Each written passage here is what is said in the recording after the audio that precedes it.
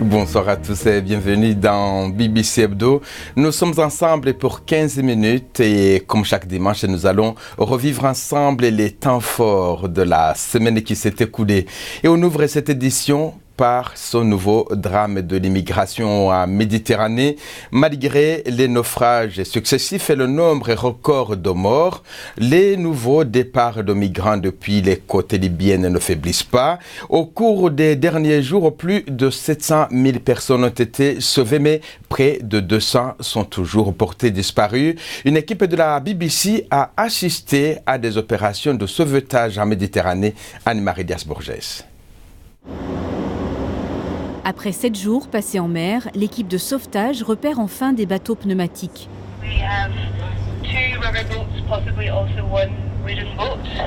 Des bateaux surchargés de migrants. L'équipage a été pris de court. Ces embarcations de fortune se multiplient à vue d'œil. Tous veulent être sauvés.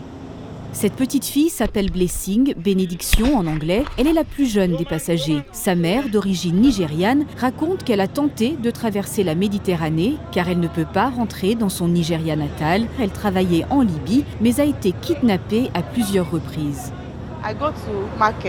Je suis allée au marché et quand je suis rentrée dans le taxi, ils ont arrêté la voiture et m'ont mise de force dans un autre véhicule. Ils m'ont enfermée dans une pièce et m'ont dit d'appeler mon mari pour qu'il leur donne de l'argent. La plupart des personnes à bord sont des jeunes hommes d'origine africaine ou asiatique. Imran porte encore les séquelles des mauvais traitements qu'il a subis au Bangladesh, son pays natal. Il explique avoir été victime de la mafia locale. Il a été forcé de fuir vers la Libye où il a travaillé en cuisine, mais il n'était que rarement payé et recevait des coups lorsqu'il réclamait son salaire. L'Italie supporte depuis le début de la crise migratoire le poids de ces débarquements quasi quotidiens. Pourtant, l'opinion se durcit envers Rome. Les missions de sauvetage sont accusées de devenir des services de taxi pour les réfugiés. Certains accusent même les ONG d'être de connivence avec les passeurs d'hommes libyens. Notre seul objectif est de sauver la vie des gens, surtout des enfants qui fuient la violence et l'extrême pauvreté. Nous n'avons absolument aucun contact avec les passeurs. La mer, source d'espoir, mais aussi de décès. Des cadavres échouent régulièrement sur les côtes. Les secouristes poursuivent leurs recherches dans cette zone devenue l'un des passages privilégiés des trafiquants. Des trafiquants qui se préoccupent peu du sort des passagers à bord de leurs embarcations. En République démocratique du Congo, le bras de fer continue entre le pouvoir et l'opposition sur le rapatriement de la dépouille d'Étienne Tshisekedi. Son parti, l'UDPS, a annoncé cette semaine le report sine die du rapatriement du corps de l'opposant historique décédé à Bruxelles en février dernier. La famille de Tshisekedi, l'UDPS et le gouvernement ne sont pas d'accord sur le lieu d'inhumation. Le cadavre de Tshisekedi fait peur. On ne comprend pas quand on annonce que le corps va arriver, mais c'est une peur bleue, surtout de la part de la majorité au pouvoir. Nous avons estimé qu'il fallait enterrer le président à la permanence de l'UDPS. Les travaux avaient déjà bel et bien commencé, mais on a créé délibérément par le gouvernement un incident pour justement occuper la permanence de l'UDPS. Toujours sur le continent, la Chine a promis de continuer à aider le Burundi sans contrepartie. La déclaration a été faite par le vice-président chinois Li Yuanchao à l'issue d'une visite de 3 jours à Bujumbura. Lors de son séjour, il a visité une école technique et le chantier de construction du nouveau palais présidentiel financé par la Chine avant de s'entretenir avec le président burundais Pierre Nkurunziza. Le Burundi est sous le coup de sanctions financières de l'Union européenne depuis la crise politique de 2015. La Somalie dispose d'une fenêtre d'opportunité cruciale. Jusqu'à déclarer vendredi, la première ministre britannique Theresa May à l'ouverture d'une conférence internationale à Londres. La réunion tentait d'établir un nouveau partenariat entre la communauté internationale et la Somalie. Et parmi les pays participants, Djibouti, qui veut contribuer à la sécurisation et à la reconstruction de la Somalie. Les précisions d'Ali Hassan Baridoun, le ministre égyptien de la Défense, au micro de Salma Bouchafra. Je pense que Djibouti contribue beaucoup, je dirais même énormément, à la sécurisation non seulement de la Somalie, mais même de la région en général. C'est un des rôles clés que Djibouti joue sur le plan régional. Parce que nous avons déjà la position stratégique, géostratégique, mais il y a surtout une volonté politique du chef de l'État qui est de contribuer à la paix et au développement de la sous-région, le développement étant lié à la paix nécessairement. À titre de mémoire, dès qu'il a pris sa fonction de président de la République, dès 1999, il a organisé la première conférence qu'il a organisée en tant que chef d'État, c'était sur la conférence de la réconciliation de la Somalie, donc dès 2000.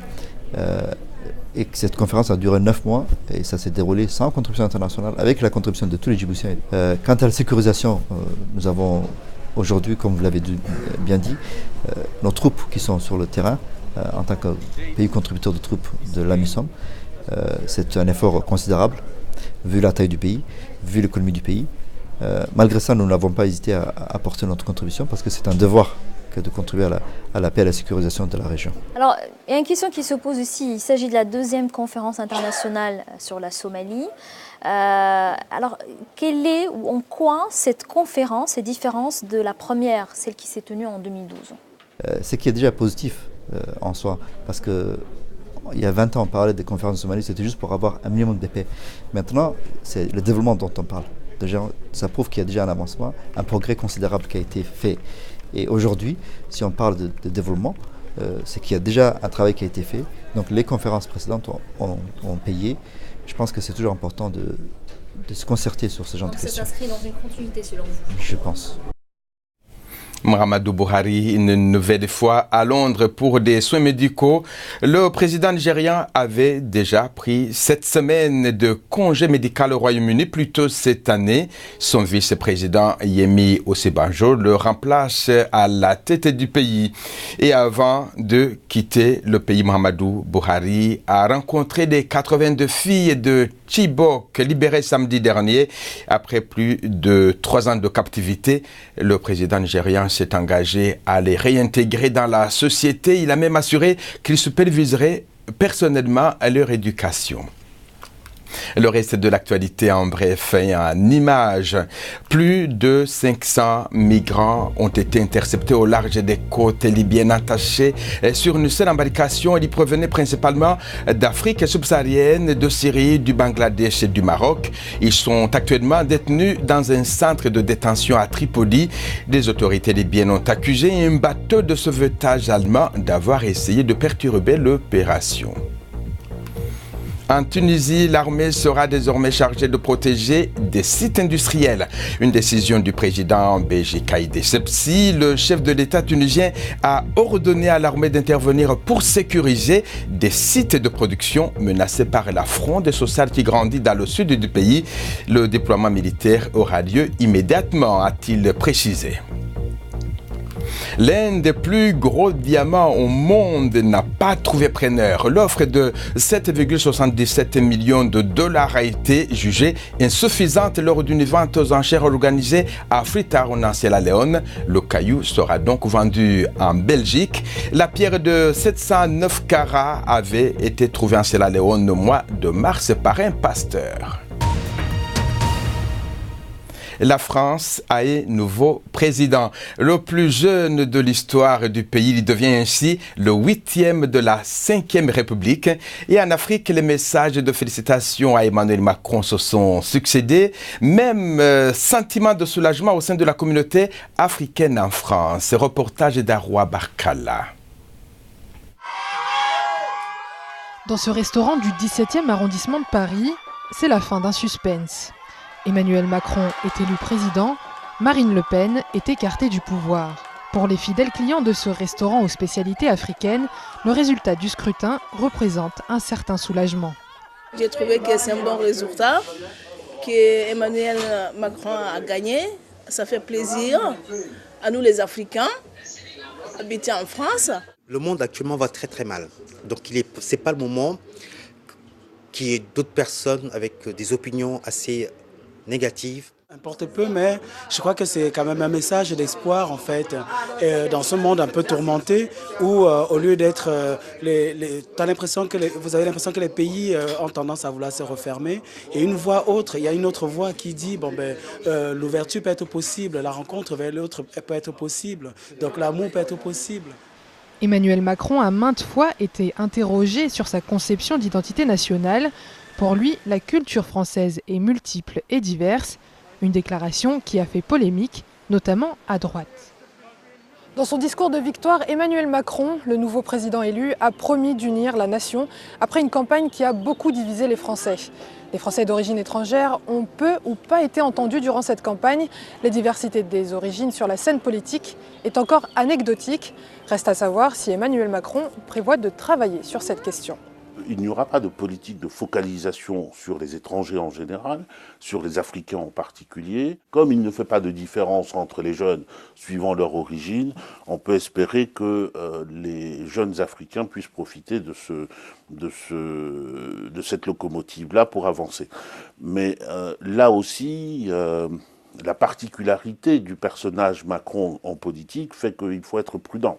Il faut être prudent, on ne sait pas exactement quelles seront les annonces politiques de demain. Emmanuel Macron doit désormais composer avec un tiers des électeurs qui ont voté blanc ou se sont abstenus, sans compter qu'un autre tiers a choisi Marine Le Pen.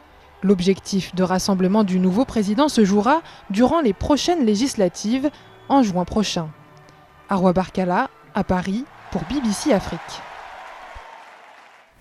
Nouvelle tempête politique à Washington. Le président Donald Trump a limogé le directeur du FBI, James Comey. L'opposition démocrate et la presse accusent le président d'avoir mis à l'écart le patron du FBI car il menait une enquête sur les liens entre le camp Trump et la Russie. Et des précisions d'Olivier Weber. Le directeur du FBI, James Comey, n'était même pas à Washington. Il s'adressait au personnel du FBI à Los Angeles quand il a appris son limogeage. Quelques instants plus tard, il a reçu une lettre du président. « Vous êtes limogé avec effet immédiat. Même si j'apprécie grandement de m'avoir informé à 3 reprises que je ne fais pas l'objet d'une enquête, je suis d'accord avec le jugement du département de la justice que vous n'êtes pas capable de diriger efficacement le FBI. » Sauf que la campagne de Donald Trump faisait l'objet d'une enquête du FBI pour ses liens présumés avec la Russie. James Comey était en charge de cette enquête. Aujourd'hui, il est mis à l'écart. Est-ce que les gens vont soupçonner un complot? Absolument. Seule la nomination d'un magistrat spécial peut ramener un petit peu de confiance. Sinon, tout le monde soupçonnera un complot. La conseillère du président, Kellyanne Conway, a balayé ces critiques, estimant que le limogeage n'avait rien à voir avec la Russie, mais était lié à la confiance perdue du président envers le directeur du FBI. Ironie du sort, la semaine dernière, James Comey était encore accusé par les démocrates d'avoir aidé à faire élire Donald Trump. Quelques jours avant le scrutin de novembre dernier, il avait rouvert l'enquête sur le serveur privé d'email d'Hillary Clinton lorsqu'elle était secrétaire d'État. C'est terrible. Ça me donne la nausée de penser que nous aurions pu avoir un effet sur l'élection. À l'époque, Donald Trump avait chanté les louanges de James Comey. Mais aujourd'hui, il a déclaré que le directeur du FBI avait perdu la confiance de presque tout le monde à Washington, qu'il soit dans le camp républicain ou démocrate. Ces derniers jours, il apparaissait clairement que l'enquête du FBI sur la Russie irritait considérablement le président. Tout le monde se demande désormais ce que les enquêteurs du FBI ont découvert. Et les fans de football, saviez-vous que Lionel Messi a un sosie? Eh bien, il vit en Iran et s'appelle Reza Paratesh. Effectivement, la ressemblance avec la star argentine du football est frappante, comme vous le voyez. Et quand il s'est promené en maillot du Barça dans sa ville d'Amedan, les fans de Messi voulaient absolument se prendre en photo avec lui. Et certaines personnes étaient convaincues que Messi visitait l'Iran.